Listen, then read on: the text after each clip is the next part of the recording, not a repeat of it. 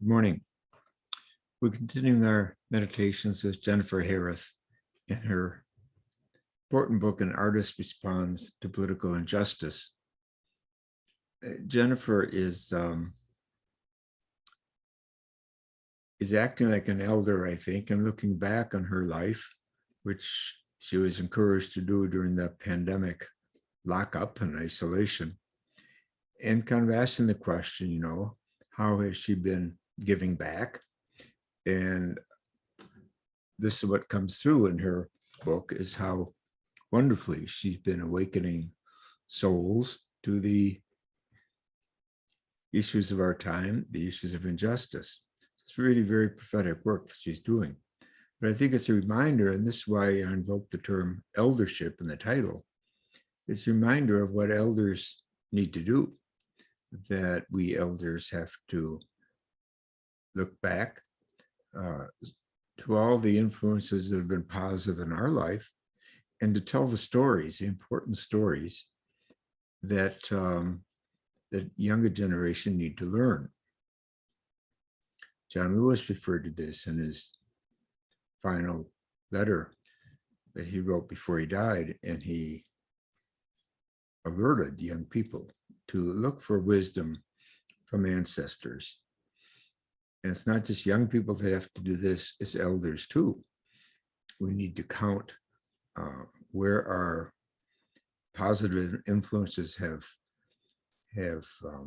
influenced us and who they are and what their messages are. At the same time, they try to speak our truth and to share that with the younger generation as well. And I think Jennifer Hereth has done such a fine job of that in this book, and indeed in her entire life and in her vocation as an artist and as a prophet. She's taken her gifts as an artist and her training as an artist, and she's laying it out there for all of us to see, because, as I point out in my meditation questions, we all at some level are called to interfere with injustice and to invoke our creativity to do it. So I ask, are you one of these artists responding to political injustice? But I also point out to think broadly. There's so many ways of being an artist. Painting and creating performance art is one way. But the truth is, as I say, parenting itself is an art form. So we bring to parenting our vocations, our values, pass them on to the young.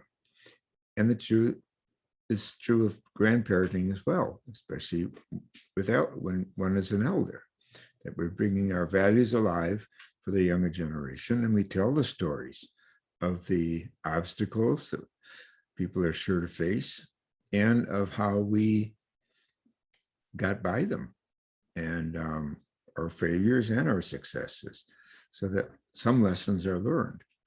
And also, where we have dug deep for our courage and where the courage comes from, because courage is an integral part of responding to the injustices of one's day. But so too is imagination and creativity. And this is why imagination cuts through all walks of life. And that's why art is a much broader term than our culture has made it. Our culture has narrowed it down to professional artists or something. But no, whenever we're being creative, whenever we're making choices, that is a work of art. That is a creative decision, a decision from our creativity. And from that deep place that Meister Eckhart talks about, the nobility, the soul, the spark of God, the image of God that we all are in our depths. Thank you. We'll see you tomorrow.